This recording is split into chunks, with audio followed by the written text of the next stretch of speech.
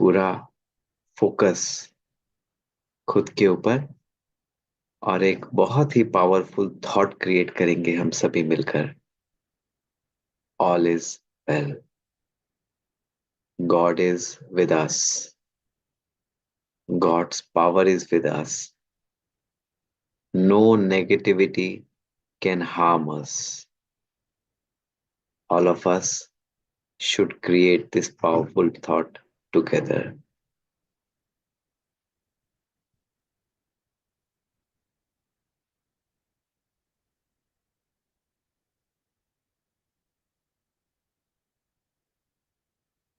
Okay.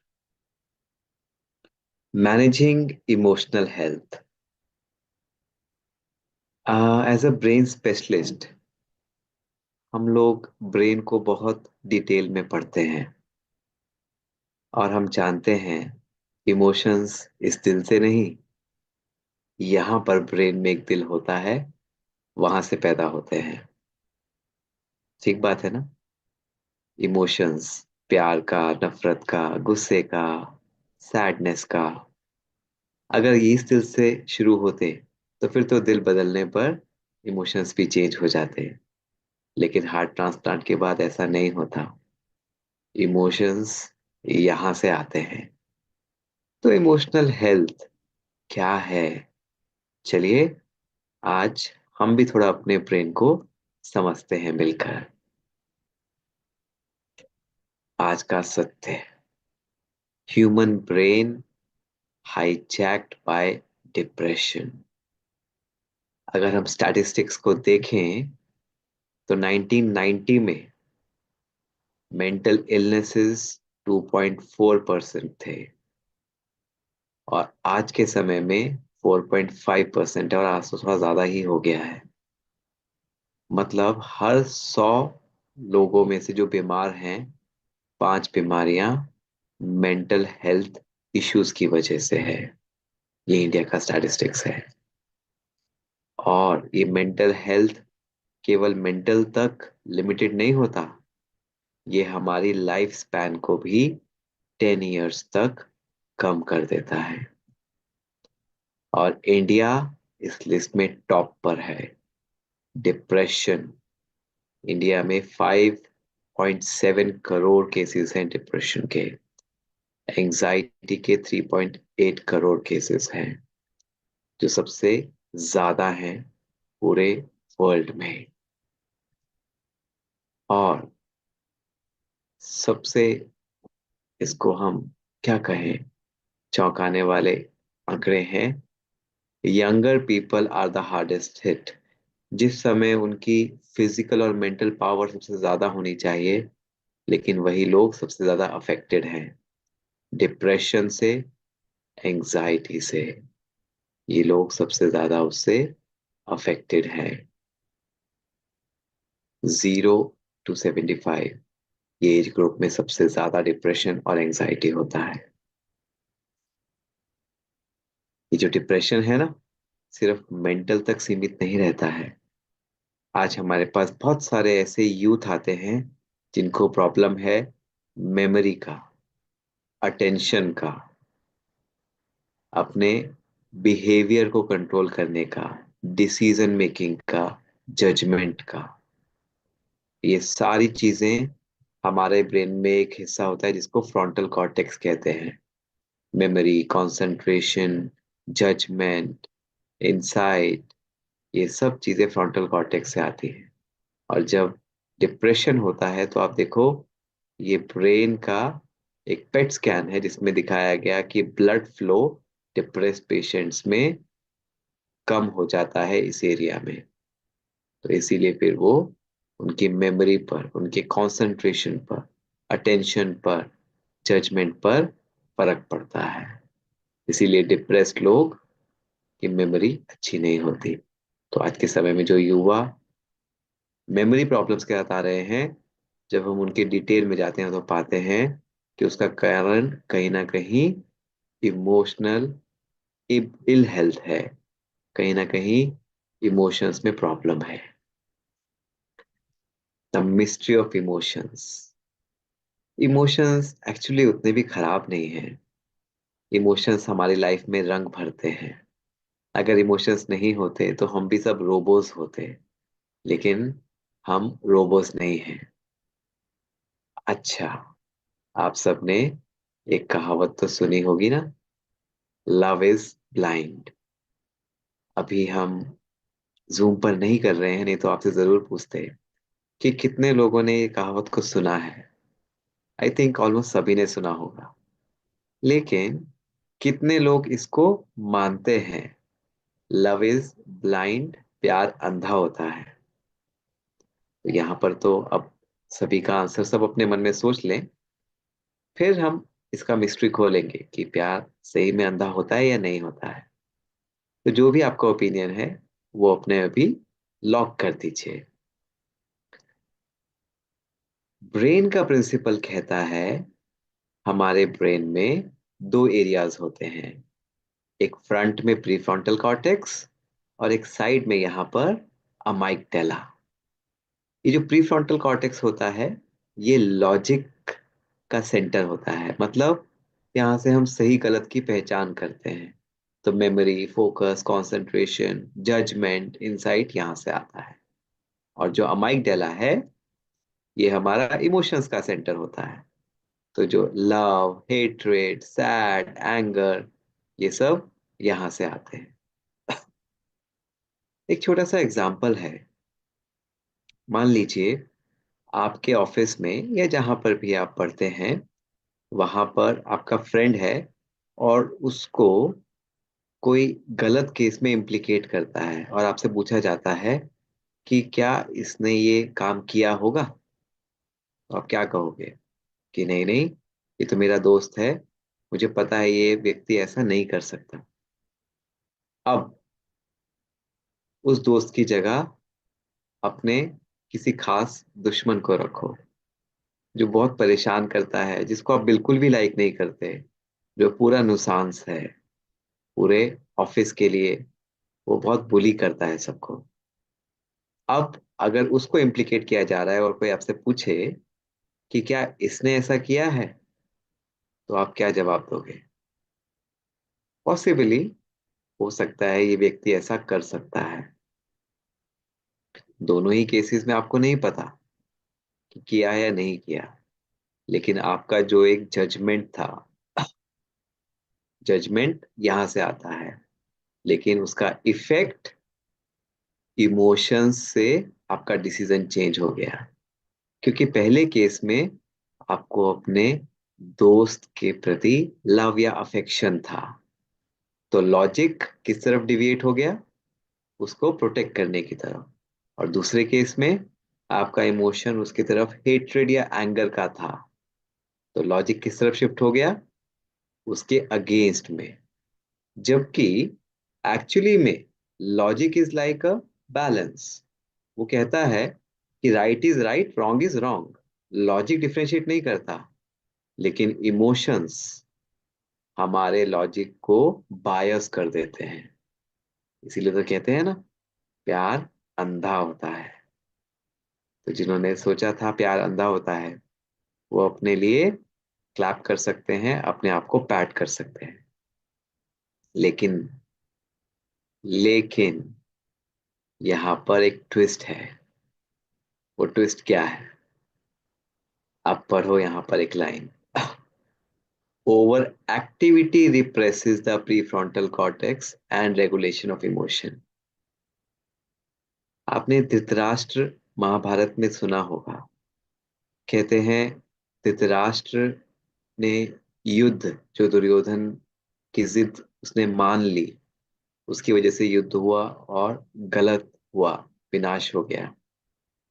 कहते हैं धृतराष्ट्र जो था, वो दुर्योधन के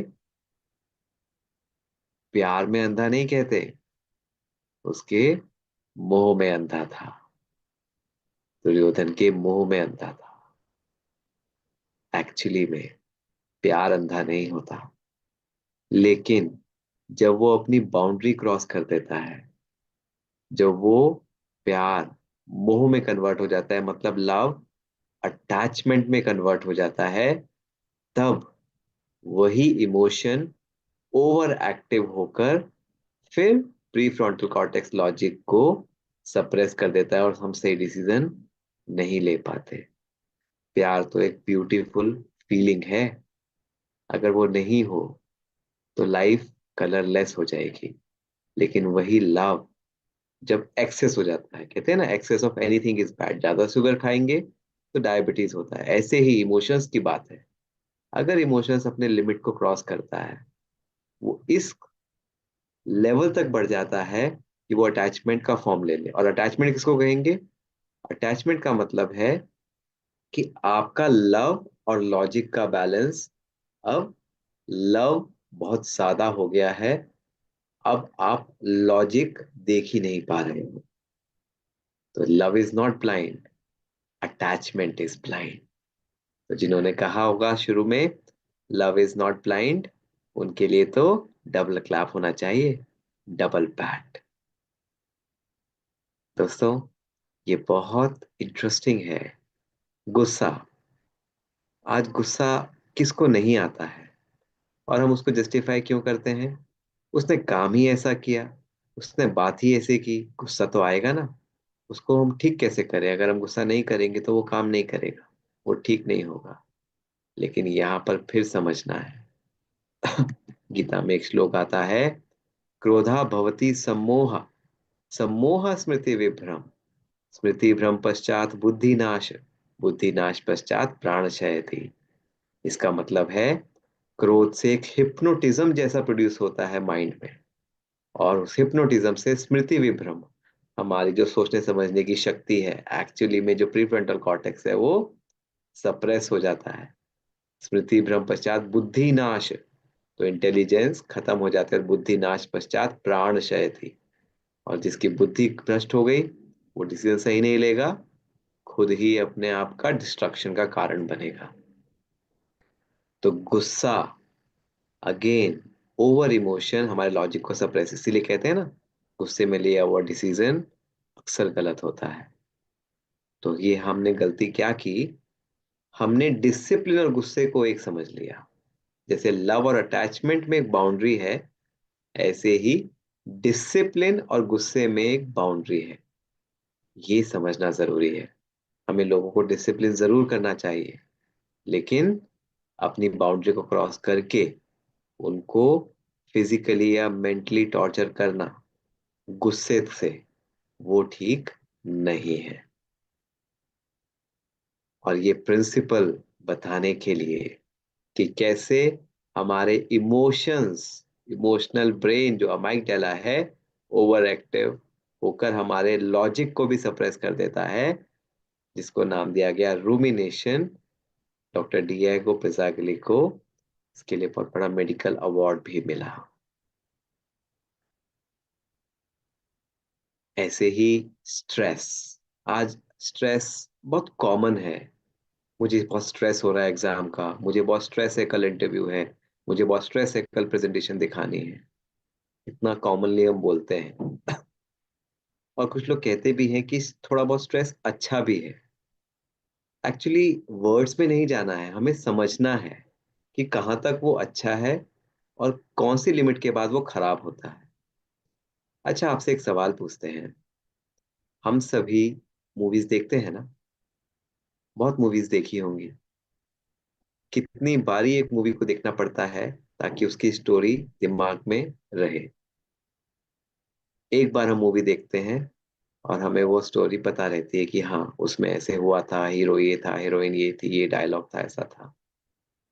अब आप देखिए, आपके स्कूल कॉलेज में जो आपकी टेक्स्ट बुक थी, उनको जब आप पढ़ते थे, तो एक चैप्टर को लर्न करने में कितनी बारी में वो लर्न होता था? एक बारी में होता था? शायद ही किसी का जवाब होगा, अनलेस एंड अनटिल उसकी फोटोग्राफिक मेमोरी हो। कई बारी लर्न करते थे तब जाकर। और शायद आज भी वो चैप्टर को रिवाइज करना पड़ेगा उसको रिकॉल करने के लिए। लेकिन मूवी पुराने से पुरानी हम तुरंत बता देंगे कि ऐसे ऐसे हुआ था। क्यों? हम तो वही हैं। मूवी के लिए मेमोरी बहुत अच्छी है, लेकिन उस चैप्टर के लिए उतनी अच्छी नहीं है। क्यों? कारण ये है जब हम चैप्टर पढ़ रहे थे तो हमारे मन में एक स्ट्रेस था, एक फियर था। अरे, एग्जाम के लिए पढ़ना है, मुझे याद नहीं हुआ तो, ऐसा हो गया तो क्या होगा। और जब हम मूवी देख रहे थे तो एकदम रिलैक्स मोड में थे। तो क्या होता है, स्ट्रेस अगेन, क्योंकि अमाइगडाला ओवर एक्टिव हो रहा है, वो प्री फ्रंटल कॉर्टेक्स को डाउन कर देता है, हिप्पोकैम्पस जो मेमोरी है उसको डाउन कर देता है। इसीलिए स्ट्रेस में जब हम पढ़ रहे थे तो हमारी intelligence, memory, focus, attention, judgement, इन सब पर फर्क पड़ता है। जब हम पढ़ते हैं तो कोई इधर से पास कर रहा है तो तुरंत हमारा ध्यान जाता है। मूवी देखते हैं तो हमारा ध्यान नहीं जाता है। क्यों? क्योंकि मूवी देखते वक्त हम बिल्कुल उस स्ट्रेस में नहीं है, तो हमारा माइंड फोकस कर पाता है। तो ये है कमाल इमोशंस का हमारे ब्रेन की फंक्शनिंग पर। तो एक्चुअली में जब हम बात करते हैं इमोशनल हेल्थ की, तो इसका मतलब ये नहीं होता इमोशंस को सप्रेस कर दें या इमोशंस को इतना खुला छोड़ दें कि कुछ भी हो। Managing emotions means creating the right emotion. Discipline तो discipline, but it should not cross that balance कि वो एंगर का फॉर्म ले ले। Love everybody, but it should not cross the balance कि वो अटैचमेंट बन जाए। अटेंशन रखना है पढ़ते हुए, अपनी डेडलाइंस को मीट करने के लिए हमें पूरी तरह से डेडिकेट होकर करना है, but it should not cross that line कि वो स्ट्रेस, एंजाइटी, फियर का फॉर्म ले ले। This is what is managing emotions और having the right emotional health. अब अगर हम ये जान लें कि हमारा माइंड कौन से इमोशंस क्यों पैदा कर रहा है। भाई, कुछ लोग स्ट्रेस लेते नहीं हैं, कुछ लोग बहुत स्ट्रेस लेते हैं, कुछ लोग बिल्कुल एकदम बैलेंस्ड होते हैं, कुछ लोग बहुत गुस्सा करते हैं। ऐसा क्यों? कैसे माइंड इमोशनल रिस्पॉन्सेज डिसाइड करता है?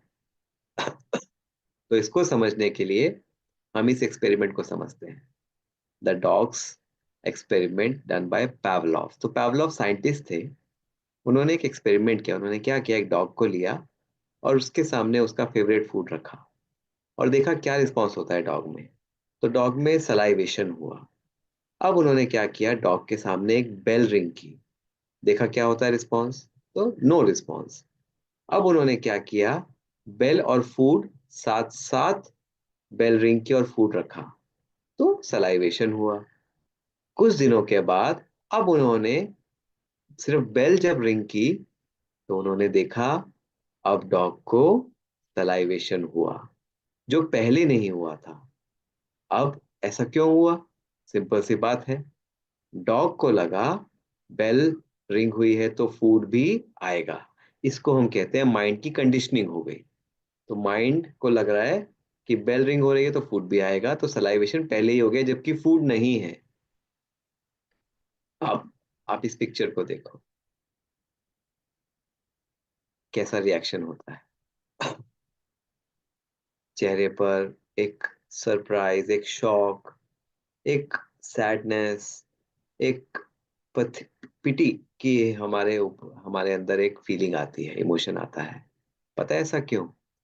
क्योंकि जब भी ऐसी पिक्चर हम टीवी में दिखाते हैं ना, ऐसा बच्चा बीमार है, तो उसके साथ में उसकी mother, helpless mother, sad, anxious, restless, वो मदर का जो फेस है, जब हम दोनों को इकट्ठे देखते हैं तो हमारा माइंड पता है क्या कंडीशन होता है, कि जब ऐसी सिचुएशन हो तो आपका इमोशन कौन सा जनरेट होता है? ऐसा वाला। ये माइंड की कंडीशनिंग हो गई। सेम कोविड जब आया, तो कोविड में हर न्यूज चैनल पर, हर जगह एक पैनिक। अरे, ऐसा हो गया, यहाँ ऐसा हो गया, यहाँ ऐसा हो गया। यूएस में हर साल इन्फ्लुएंजा होता है, उससे कोविड से ज्यादा लोग मर जाते हैं हर साल, लेकिन उसका तो कोई इतना पैनिक नहीं आता। क्यों? क्योंकि कोविड का पैनिक क्रिएट किया गया, वो कंडीशनिंग कर दी गई। Covid means panic. This is conditioning of the mind. तो जो भी हम रिस्पॉन्स क्रिएट कर रहे हैं, हमारा माइंड जैसा कंडीशन होता है वैसे ही हम रिस्पॉन्स पैदा करते हैं। और ये कंडीशनिंग डेवलप कैसे होती है? वो डेवलप होती है कंटेंट से। आज मैंने एक हॉरर मूवी देखी रात को। हॉरर मूवी में मैं देखता हूँ एक गोस्ट हाउस है, और उसमें बहुत अंधेरा है, आवाजें आ रही हैं अजीब सी, और वहां पर रोप्स ऊपर से हैंग कर रही हैं। और जैसे ही एक पर्सन उसमें एंटर करता है और वो रोप को टच करता है, उसको वो एक सांप में कन्वर्ट हो जाती है। तो देखकर मैं बहुत घबरा जाता हूँ, और मैं उस मूवी को बंद करके वहीं सो जाता हूँ। ठीक है। रात को मैं किसी रीजन की वजह से उठता हूँ, मे बी वॉशरूम जाना है, और मेरा फुट जो है एक्सीडेंटली एक नीचे वायर पड़ी है उस पर ट्रिप करता है। ठीक है। अब वो वायर कैसी लगेगी मुझे? कैसी लगेगी? Snake, right. मैं बहुत डर गया। मैंने अपने फ्रेंड से कहा, फ्रेंड, कल रात को तो बहुत डर गया, एक तो हॉरर मूवी देखने लगा उसमें इतना डर गया, और फिर रात को जब उठा तो ऐसा हुआ, बहुत डर गया मैं। तो उसने कहा, नहीं यार, तुम रात को ना सोने से पहले मेडिटेशन करके सोना। मेडिटेशन में अपने साथ अफर्म करना, you are fearless, everything is good, God is with you, nothing is bad, तो तुम्हारा अच्छा होगा। मैंने कहा ठीक है, मैंने वही किया। अब मैं फिर से सोया, रात को फिर उठा। अब जब मैं उस वायर पर फिर से ट्रिप करूंगा, तो क्या मुझे वो वायर स्नेक लगेगी? Chances are very very less. क्यों? क्यों ऐसा? I am the same person, wire is the same, night is the same, mean situation is the same, लेकिन फर्स्ट डे मैंने अपने ब्रेन में वो चीज देखकर, वो कंटेंट देखकर क्या भरा? Fear. Plus, a rope can be a snake. Means something which is like a rope or a wire could be a snake. वो snake हो सकता है। तो फिर जब वो सिचुएशन आई, कुछ सिमिलर सिचुएशन, मेरे माइंड ने उस इमोशन को पढ़ा कि क्या माइंडसेट मेरे ब्रेन में था, और वैसा ही थॉट आया। सेकेंड डे मैंने कौन सी बुक पढ़ी थी? Everything is good, God is with me, nothing is bad, everything is fine. तो नेक्स्ट डे जब मैंने ट्रिप किया, तो माइंड को कुछ तो थॉट क्रिएट करना है ना। अब वो ब्रेन में जाएगा, देखेगा कि क्या उसके अंदर इंफॉर्मेशन फीड है, वो इंफॉर्मेशन को रीड करेगा, और वैसा ही थॉट क्रिएट करेगा। That is the reason. हमारा जो कंटेंट है, अभी आप देखो, हमारे कई लोगों में बहुत सारे नेगेटिव थॉट्स, वेस्ट थॉट्स, कई लोगों में, आजकल यूथ में कहीं में तो हमें बताते हैं कि ऑब्सीन थॉट्स आते हैं। एक यंग एडल्ट ने, स्टूडेंट था, उसने शेयर किया कि सर, मैं टेम्पल नहीं जा सकता हूँ, मुझे गंदे गंदे थॉट्स आते हैं। कहते सर, मैं गलत आदत में पड़ गया था, अब वो चीज मेरे माइंड में इतनी घुस गई है कि मैं किसी गॉड को भी देखता हूँ तो मुझे गंदे थॉट्स आते हैं। तो माइंड जो इमोशंस और थॉट्स क्रिएट करता है, वो हमारे ब्रेन में जो इंफॉर्मेशन उसने भरी है, कंटेंट भरा है, उसको रीड करके। तो ये बहुत जरूरी है कि हम अपने माइंड में क्या भर रहे हैं, what information we are consuming.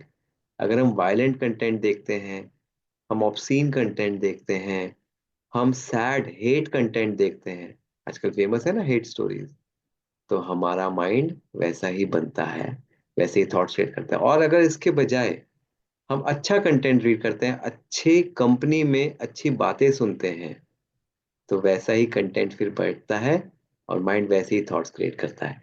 तो इमोशंस जो हैं, वो हमारे माइंड में जो ऐसी बुक्स होंगी, जैसी इंफॉर्मेशन होगी, वैसे ही पैदा होंगे। तो जो बिलीफ होगा, अगर मेरा बिलीफ है कि भाई कोई अगर पेन में है, तो मेरा माइंड में एक बुक है कि आपको उसको ब्लेसिंग्स देना है, ना कि आपके माइंड में पेन क्रिएट करना है, तो मेरा थॉट भी वैसे ही आएगा।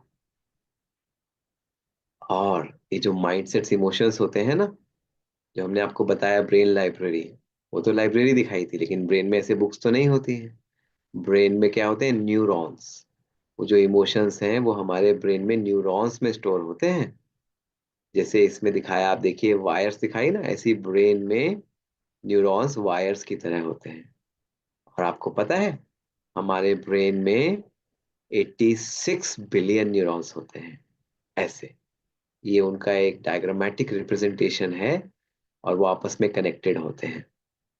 और वो न्यूरॉन्स आपस में कनेक्शंस बनाते हैं, और जैसे जैसे कनेक्शंस बनते हैं वो डिसाइड करते हैं हमारे माइंड सेट्स और इमोशंस।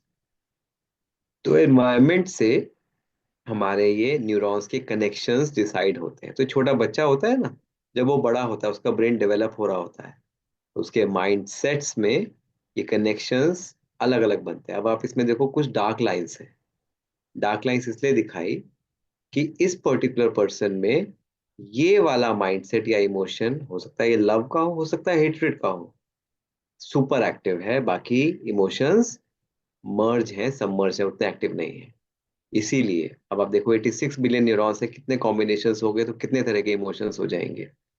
हम सब के ब्रेन में न्यूरॉन्स हैं, लेकिन अलग अलग न्यूरॉन्स एक्टिवेट होने की वजह से हमारे इमोशंस और माइंडसेट्स अलग अलग हैं। ये सिंपल क्रक्स है।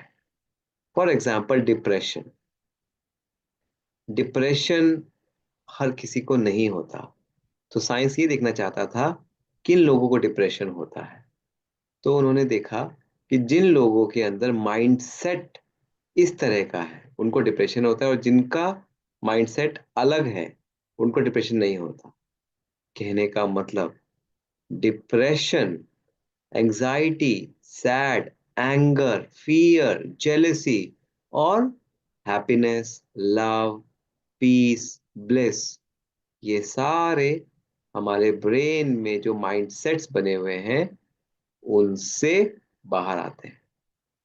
एक पेशेंट हमारे पास आए, उन्होंने कहा डॉक्टर साहब मैं बहुत दुखी रहता हूँ, मैं बहुत उदास रहता हूँ, मुझे कुछ अच्छा नहीं लगता। मैंने कहा क्या कोई लाइफ में प्रॉब्लम है? घर वाले क्या आपको सपोर्ट नहीं करते? उसने कहा नहीं डॉक्टर साहब, मेरे घर वाले बहुत अच्छे हैं, मुझे बहुत सपोर्ट करते हैं, लेकिन मेरा ही उनके साथ बैठने का मन नहीं करता। तो हमने कहा कोई बात नहीं, अपने किसी फ्रेंड से मिल लिया करो, कुछ खा लिया करो, अच्छा कोई मूवी देख लो, कहीं आउटिंग पर चले जाओ। तो कहते हैं डॉक्टर साहब प्रॉब्लम तो यही है, मुझे अब कुछ भी अच्छा नहीं लगता है। सब कुछ अच्छा है लाइफ में, लेकिन मुझे अच्छा नहीं लगता है, मन अंदर से दुखी रहता है, उदास रहता है। एक्चुअली में उसी को डिप्रेशन कहते हैं। डिप्रेशन में जो व्यक्ति पहले उन चीजों को एंजॉय करता था, अब वो एंजॉय उन्हीं चीजों को नहीं कर पाता है।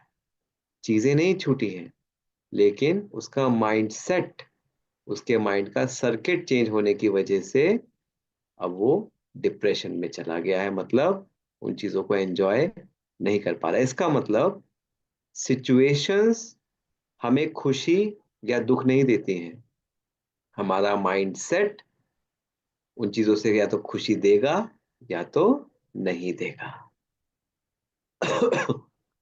अब द बिग क्वेश्चन इज, अगर हम अपने माइंडसेट को, इमोशंस को जो हमारे लिए अच्छे नहीं हैं, जैसे lust, anger, fascination, greed, jealousy, ego, जो अच्छे नहीं हैं, हम उनको रीफॉर्मेट करना चाहते हैं, अपने ब्रेन सर्किट्स को love, peace, happiness, power, knowledge, bliss, purity, जो पॉजिटिव इमोशंस हैं उनको लाना चाहते हैं, तो क्या ये पॉसिबल है? एनवायरनमेंट को देख के हमारे नेगेटिव माइंडसेट्स बने, नेगेटिव इमोशंस बने, अब हमें उनको पॉजिटिव करना है, तो कैसे करें?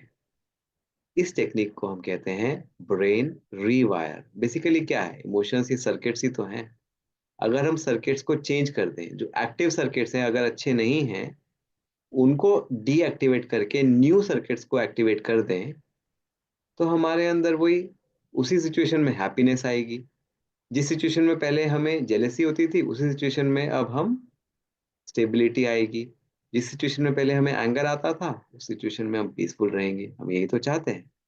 अगर हमारी माइंड ऐसा चलता था, कुछ इमोशन नेगेटिव क्रिएट करता था, स्ट्रेस का, तो उसमें हम काम डाउन रहेंगे। तो ये कैसे करें? बहुत सिंपल है, बहुत सिंपल है। ब्रेन का एक प्रिंसिपल होता है जिसको हम कहते हैं न्यूरोप्लास्टिसिटी, बट हम यूज नहीं करते हैं। आज हम समझेंगे इसको कैसे यूज करें। ये डॉक्टर डोनाल्ड हेब है। 1949 में इन्होंने एक बहुत इंपॉर्टेंट प्रिंसिपल दिया, neurons that fire together wire together. Neurons that fire together wire together, इसका मतलब क्या है? इसका मतलब ये है, जैसे आप यहाँ देखो, ये दो थॉट्स हैं जो पेड़ जैसे दिख रहे हैं, तो थॉट्स हैं। तो जो थॉट्स, मान लीजिए मेरे पास एक सिचुएशन है, पर्टिकुलर सिचुएशन है, उसमें मुझे एक पॉजिटिव थॉट है, एक नेगेटिव थॉट है। तो जो थॉट पास ऑन होगा, थॉट एक्टिवेट होगा ब्रेन में, न्यूरॉन्स में फायरिंग होती है। और बार बार वो थॉट एक्टिवेट होने से वो फायरिंग वायरिंग में बदल जाती है। मतलब वो जो कनेक्शन है न्यूरॉन्स के बीच में, वो पक्का हो जाता है। और इसी को हम कहते हैं, वो हमारी आदत बन गई है। तो कहते हैं ना, गुस्से करने की आदत हो गई है, या इनकी तो आदत ही है स्ट्रेस लेने की, या इनकी तो आदत ही है छोटी छोटी बातों पर पॉइंट आउट करने की। तो ये बार बार करने से ऐसा होता है। तो एक स्ट्रॉन्ग पाथवे बन जाता है। और जो दूसरा हैबिट है, जो दूसरी हैबिट थी, वो यूज नहीं करने की वजह से उसका कनेक्शन टूट जाता है, तो वो वीक रह जाता है। अब यहाँ पर वो कनेक्शन पक्का होने से हमारी वो हैबिट बन जाती है। ठीक है। तो ये है neurons that fire together wire together, जिसको हम कहते हैं हेब्स लॉ, डोनाल्ड हेब के नाम।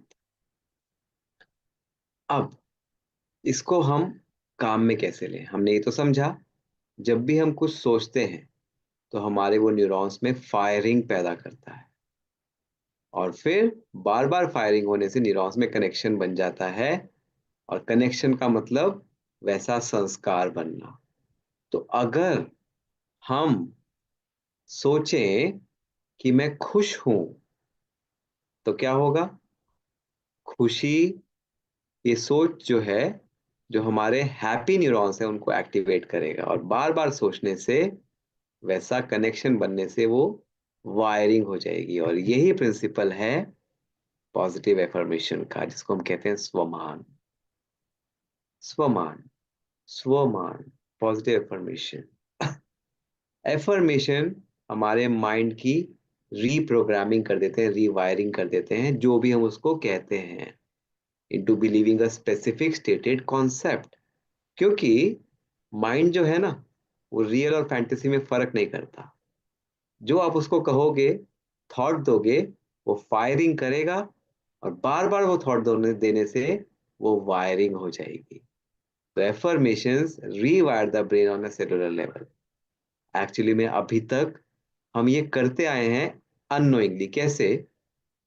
हम कॉमनली, आप पूरे दिन में चेक करना, कितनी बारी कहते हैं, अरे यार आज मुझे बहुत स्ट्रेस हो रहा है, आज मुझे बहुत स्ट्रेस हो रहा है। जब भी हम कह रहे हैं ना, तो हम अपने स्ट्रेस न्यूरॉन्स को फायर कर रहे हैं, फायर।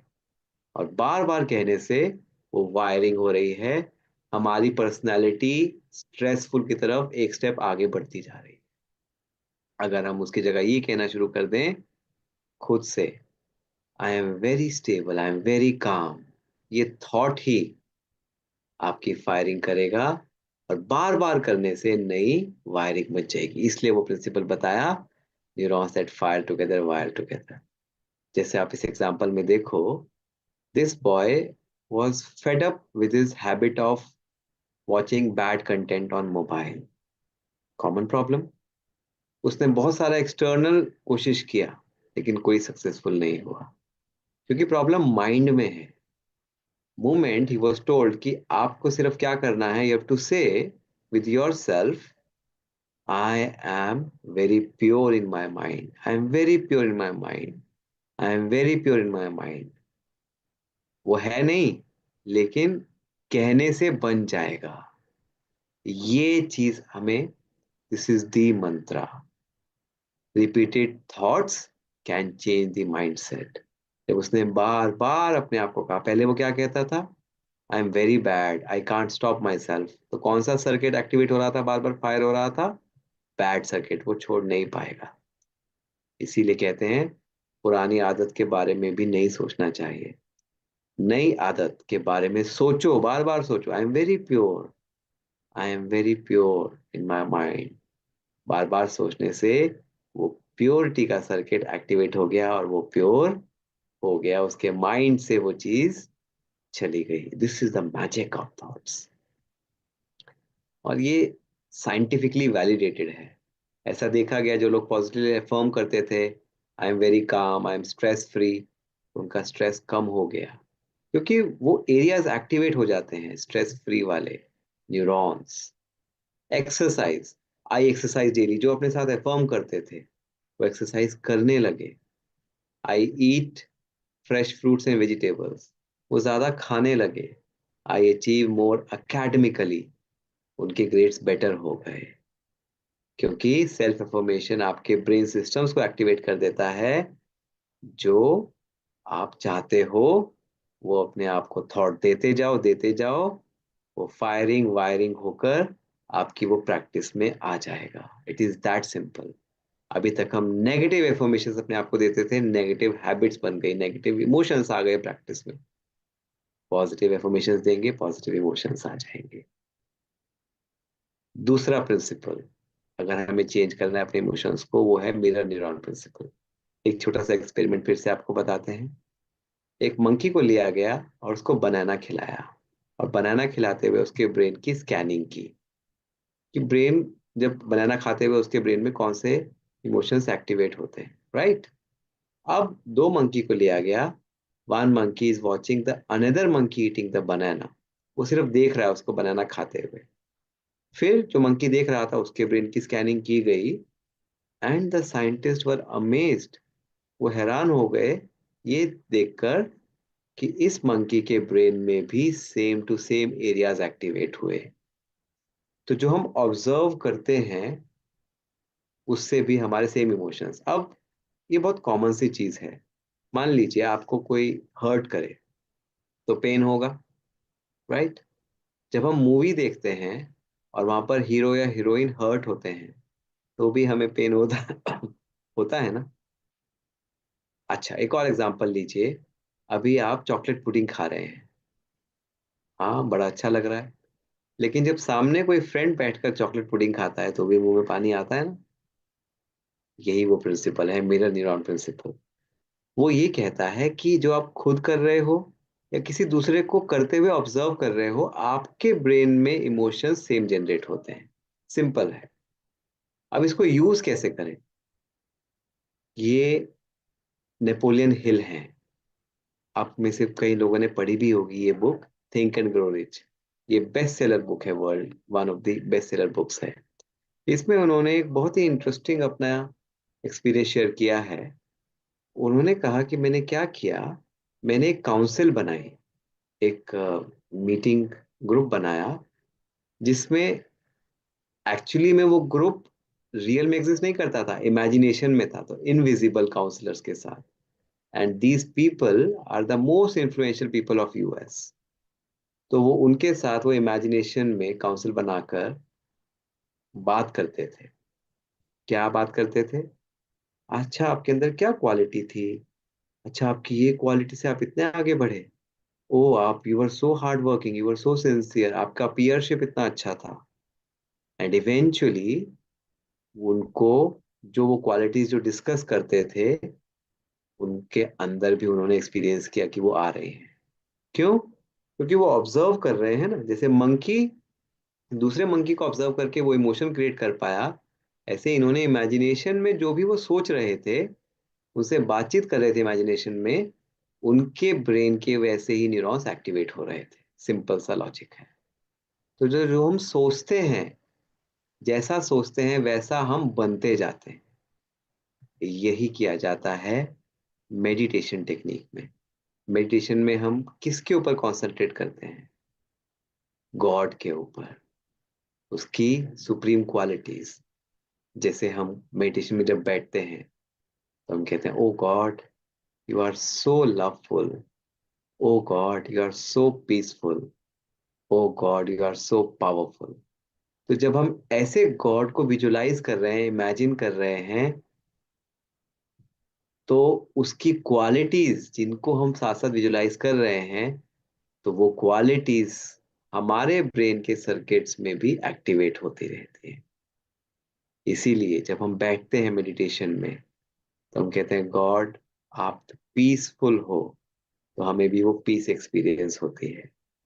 तो meditation is a three way process. Contemplate, God कैसा है। Thinking, God is peaceful powerful. Concentrate, fully concentrate, अच्छा God is like this. And then realization, आप वैसे बनते जाते हो। तो if you want purity in your life, positivity, power, love, peace और हैप्पीनेस, जिसके गॉड एम्बॉडीमेंट है, गॉड के पास तो सब चीजें हैं, तो जिसको हम याद करेंगे वैसा बनते जाएंगे। This is the principle, mirror neuron principle. अगर हम ऐसे लोगों को याद करेंगे जो खराब हैं, तो बहुत जल्दी हम भी खराब हो जाएंगे, हमारे इमोशंस भी खराब हो जाएंगे। आप करके देखना, जो बहुत गुस्से वाला है, एक दिन पूरे दिन उसको, सिर्फ उसी को याद करना, शाम तक आपके अंदर भी गुस्से का लेवल बढ़ जाएगा। और एक दिन उस व्यक्ति को याद करना जो बहुत स्टेबल रहता है, हमेशा स्माइलिंग हैप्पी है, आपका शाम को हैप्पीनेस का लेवल ऊपर होगा। क्यों ना हम उसको याद करें जो हर किसी से ऊपर है, the highest authority, which is God. इसीलिए मेडिटेशन, मेडिटेशन और पॉजिटिव एफर्मेशंस हमारे इमोशंस को पॉजिटिव बनाने का आसान तरीका है। तो थॉट्स ऑफ हैप्पीनेस, जब हम थॉट्स ऐसे क्रिएट करते हैं तो हमारे हैप्पी न्यूरॉन्स एक्टिवेट होते हैं, और हमारा हैप्पीनेस का सर्किट जब एक्टिवेट होता है तो हम हैप्पीनेस एक्सपीरियंस करते हैं, हमारा नेचर हैप्पीनेस का बन जाता है। और इसका एविडेंस भी है।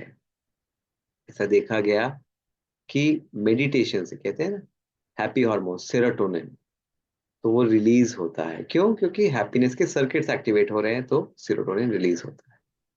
और एक केमिकल रिलीज होता है जिसको हम कहते हैं anandamide. Yes, meditation releases anandamide. You know what, this is cannabis, cannabis plant. और जब कोई कैनाबिस लेता है तो जैसे उसका एक एक्टेसी की फीलिंग आती है, तो like he is flying, means एक वेरी एक्टेटिक, बहुत खुशी हो रही है। यहाँ पर एक महात्मा को भी दिखाया। वो क्यों दिखाया? ऐसा नहीं कि वो भी भांग लेता है, नो। एक्चुअली देखा गया है, जब एक मेडिटेटर मेडिटेट करता है तो उसके ब्रेन में एक केमिकल रिलीज होता है, और वो ब्लड में जब देखा गया तो वो केमिकल ये था, राइट, उसका स्ट्रक्चर है। और वो बिल्कुल कैनाबिस जैसा स्ट्रक्चर होता है उसका, और वो ब्रेन में वही काम करता है जो कैनाबिस खुशी देता है, वही उस केमिकल से मिलती है। इसीलिए साइंटिस्ट ने उसका नाम रखा केमिकल का आनंदमाइड, द ब्लिस मॉलिक्यूल। इतनी खुशी मिलती है उससे, आनंद। उनको इससे अच्छा कोई नाम ही नहीं मिला, क्योंकि आनंद का कोई ऑपोजिट वर्ड नहीं होता निन्यानवे में। जैसे सॉरो जॉय, हैप्पीनेस सैड, लेकिन आनंद, ब्लिस का कोई ऑपोजिट वर्ड नहीं होता। तो दे नेम्ड इट आनंदमाइड। और इसके ऊपर आप देखो, मोर देन 4754 रिसर्च हो रहे हैं इस मॉलिक्यूल के ऊपर। क्यों? Scientist are trying to make artificial anandamide. वो एक आर्टिफिशियल आनंदामाइड बनाना चाहते हैं, ताकि लोगों को, क्योंकि एक तो है हम मेडिटेट करें तो आनंदामाइड नेचुरली रिलीज होगा, लेकिन जो मेडिटेट नहीं करते, जो डिप्रेशन में है, फियर एंजाइटी, तो उनको आर्टिफिशियल आनंदामाइड देकर, जैसे आर्टिफिशियल सेरोटोनिन देते हैं, उनके ये प्रॉब्लम्स ठीक किए जाएं। मेमोरी, एपेटाइट, स्लीप, कैंसर, यहाँ तक कि एडिक्शंस भी ठीक किए जा सके। तो क्यों ना हम मेडिटेशन से अपने हैप्पी सर्किट को, हैप्पी हार्मोन्स को एक्टिवेट करें, इमोशनल हेल्थ मैनेज करें। फाइनली, पॉजिटिव एफर्मेशंस बहुत इजी है। क्या करना है? सिंपल, अपने साथ अच्छा सोचना है। दूसरा, मेडिटेशन बहुत सिंपल है। गॉड को as a embodiment of love, peace, happiness याद करना है, तो हमारे भी सर्किट एक्टिवेट हो। तीसरी जो इंपॉर्टेंट चीज है वो है फूड। फूड का बहुत ध्यान रखना है। ये डायग्राम सिर्फ पिक्चर्स नहीं है, ये रियल फूड के पिक्चर्स हैं, रियल फूड है ये। एक लाइव करके इंस्टाग्राम आर्टिस्ट हैं ऑस्ट्रेलिया में, तो वो फूड से ऐसे पिक्चर्स बनाती है, रियल फूड से। एक्चुअली में बहुत सही डिपिक्ट करता है कि फूड हमारा इमोशन डिटरमाइन करता है। जैसे लायन का एक एंगर इमोशन दिखाया, डक का हैप्पी हैप्पी दिखाया, कैसे? साइंस अब इस चीज को डिस्कवर कर रहा है कि कैसे डाइट हमारे ब्रेन में मॉलिक्यूल्स को इन्फ्लुएंस करता है। फॉर एग्जाम्पल अभी स्टडी हुई रिसेंटली, आप देखिए 2024 अक्टूबर, gut brain axis, critical role in aggression. इसमें क्या किया गया, जो लोग बहुत एग्रेसिव थे, जिनका बहुत एग्रेसिव मोड रहता था, इमोशन रहता था, उनके पेट से बैक्टीरिया लेकर माइस में, चूहों में डाल दिए गए और देखा गया कि चूहे भी एग्रेसिव हो गए। ऐसे ही सोशल फोबिया, सोशल एंजाइटी जिनको थी, उनके जब बैक्टीरिया या गट के माइक्रोब्स डाले गए तो देखा गया वो माइस भी सोशली एंग्शियस हो गए। तो इससे प्रूव हुआ कि बैक्टीरिया ऐसा केमिकल रिलीज करते हैं जो ब्रेन में हमारे इमोशंस पैदा कर रहे हैं। और वो बैक्टीरिया कैसे आते हैं? जैसा हम फूड खाते हैं। इसीलिए तो फूड का बहुत इंपॉर्टेंस है। सात्विक फूड, अगर आप पीस और एक काम डाउन स्टेज चाहते हैं तो स्ट्रांगली रिकमेंडेड है। और फाइनली म्यूजिक। म्यूजिक सबको अच्छा लगता है। म्यूजिक हमारी सोल को टच करता है। म्यूजिक बहुत पावरफुल होता है इमोशंस को। म्यूजिक हमें हंसा भी सकता है, रुला भी सकता है। लेकिन कॉशन क्या रखना है, ध्यान क्या रखना है, वो ये रखना है, जब हम हेट सॉन्ग सुनते हैं, जब हम सैड सॉन्ग सुनते हैं, और यहाँ तक कि आजकल के समय में तो कुछ ऑब्सीन सॉन्ग्स भी हैं, एंगर सॉन्ग्स हैं, तो वो सॉन्ग्स हमें, हमारे माइंड को उस समय थोड़ा अच्छा तो लग रहा है, लेकिन अनजाने में हम वो हेट्रेड, वो सैडनेस, वो एंगर, वो ऑब्सैनिटी अपने माइंड में एक्टिवेट कर रहे हैं, क्योंकि वो इमोशन उसके अंदर है ना। इसके बजाय आपको पता है, आजकल कई हॉस्पिटल्स में, आईसीयूज में ओम की ध्वनि लगाई जाती है। उससे देखा गया कि पेशेंट्स की हीलिंग अच्छी होती है। क्यों? क्योंकि वो वाला ओम की ध्वनि, वो स्पिरिचुअल म्यूजिक, वो डिवाइन म्यूजिक हीलिंग इफेक्ट देता है। तो म्यूजिक जरूर सुने, लेकिन कि म्यूजिक डायरेक्टली हिट करता है इमोशनल माइंड पर, सोल पर, तो ऐसा म्यूजिक सुने जैसे आप इमोशंस चाहते हो उसमें वैसे ही इमोशंस हो। तो अगर आप चाहते हो आपके पीसफुल, आपके इमोशंस लवफुल हो, आपके इमोशंस अच्छे हो, तो ऐसा ही म्यूजिक सुनना चाहिए। This is how our emotions are influenced, ऐसे ही इमोशंस पर असर पड़ता है। तो फाइनली आज हमने क्या सीखा? इमोशंस बाहर के सिचुएशंस पे एक्चुअली में डिपेंडेंट नहीं है। वो डिपेंडेंट है हमारी माइंडसेट, मनोस्थिति, मनोवृत्ति या मानसिकता कैसी है। तभी तो अलग अलग लोग एक ही सिचुएशन में अलग अलग इमोशंस पैदा करते हैं। तो सिचुएशन इंपॉर्टेंट नहीं है, हमारी मानसिकता कैसी है, वो इमोशंस हमारे डिसाइड करती है। और वो मानसिकता कैसे बनती है? जो हम कंटेंट कंज्यूम कर रहे हैं, हम गलत कंटेंट कंज्यूम करेंगे, वही माइंड में बैठेगा और वैसे ही फिर माइंड इमोशंस क्रिएट करेगा। अपना कंटेंट बहुत केयरफुली कंज्यूम जो कर रहे हैं चूज करें, कि हम क्या पढ़ रहे हैं, क्या सुन रहे हैं, क्या देख रहे हैं। आज सोशल मीडिया सबके हाथ में है, सबके हाथ में मोबाइल है। हम देख तो लेते हैं स्क्रॉल करते करते फनी ऐसे वीडियोस जिसमें किसी की हम क्रिटिसिज्म कर रहे हैं और लोग हंस रहे हैं। अब होता क्या है, रियल लाइफ में कोई क्रिटिसाइज हो रहा है और लोग हंसते हैं, क्योंकि वो एक माइंड सेट बन गया। तो वो अच्छी बात नहीं है ना। अब उसमें वायलेंस दिखाते हैं, उसमें छोटी छोटी बातों पर परेशान होना दिखाते हैं। डेली सोर्स में आप देखो क्या दिखाते हैं, छोटी छोटी बातों पर सेंसिटिविटी बहुत ज्यादा है। और आज लोगों में बहुत सेंसिटिविटी है, छोटी बातों पर एकदम से रिएक्ट करते हैं। या रोड पर जा रहे हैं तो रोड रेज हो रहा है और वहां पर इंसेंसिटिव हो गए हैं, कोई ब्लीड कर रहा है, किसी को चोट लगी है और लोग वीडियो बनाते हैं। क्यों?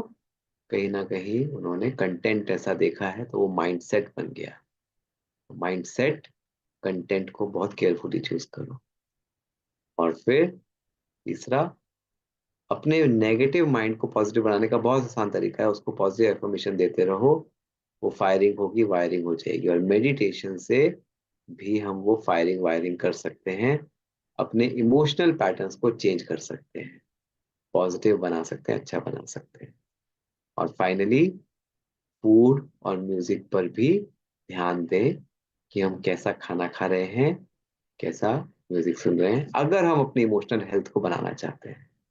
और इमोशनल हेल्थ अगर अच्छी है तो देखो, हैप्पीनेस सबसे ज्यादा इंपॉर्टेंट है। मिडास, आपने सुना होगा किंग मिडास की कहानी। उसको ब्लेसिंग मिली गॉड से कि आप जिस भी चीज को टच करोगे वो गोल्ड की हो जाएगी। तो वो शुरू में तो बहुत खुश हुआ, गोल्ड मिल गया इतना सारा। लेकिन जब उसको भूख लगी, वो खाना खाने बैठा, तो उसने जैसे ही फूड को टच किया, वो गोल्ड बन गया। उसको कैसे खाएगा, उदास हो गया। अपने उसकी डॉटर आई, उसको जैसे ही उसने हग करने की कोशिश की, वो भी गोल्ड की बन गई, हैप्पीनेस गई। अब उस गोल्ड का क्या फायदा। तो इमोशंस लाइफ में कलर्स भरते हैं, लेकिन अगर वो इमोशंस एक्सेसिव हो जाएं, डिसबैलेंस हो जाएं, नेगेटिव या ओवर हो जाएं, तो वो हमारी लाइफ को परेशान कर देते हैं। तो ये है इमोशंस का हमारे लाइफ में रेलेवेंस। आप लोगों का बहुत बहुत शुक्रिया। Thank you so much.